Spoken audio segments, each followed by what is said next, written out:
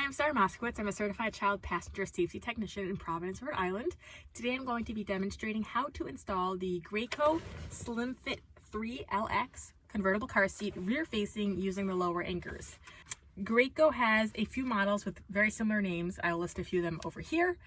This is, again, the Slimfit-3LX.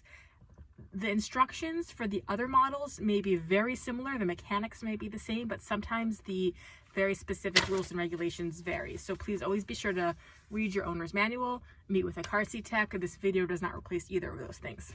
Now, the Graco Slimfit-3LX rear faces to 40 pounds or 49 inches, or when the bottom of the adjuster handle is less than 1 inch from the top of the child's head. The first thing you want to do is make sure that your lower anchors are indeed in the rear facing belt path. That is this gray strap right here. If it's not, I have another video on how to properly thread the latch strap. Next, you're going to want to make sure that you are on a proper recline for rear facing. So you're going to be looking over here at the blue stickers. Recline number 1 or 2 is appropriate. I have mine on 2 for right now. And whichever one you choose, you do want to make sure that once the seat's installed, that this ball is in the blue zone. So let me move the strap out of the way. Okay. The lower anchors look like this. They have a red button at the back of it. Now you want to make sure that the thick side is towards the sky and the thin side is towards the bottom of the seat.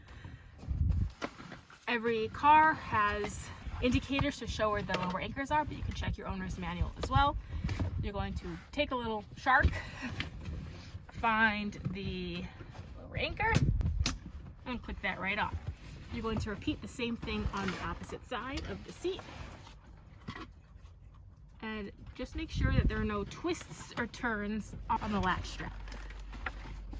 All right, now I'm going to put the seat flat on my vehicle seat. And I'm going to pull up on that tail from the adjuster strap right here while pushing down on the car seat. And for extra leverage, I'm actually going to pull the tail into the middle of the car seat and use my body to push down while pulling up on the strap. And then I'm going to test for movement at the belt path only. Do not test for movement up here. Right here where we just had the latch strap, we're going to see if the seat moves more than 1 inch side to side or front to back. I actually see no movement here. Now you're going to want to check that ball indicator right here.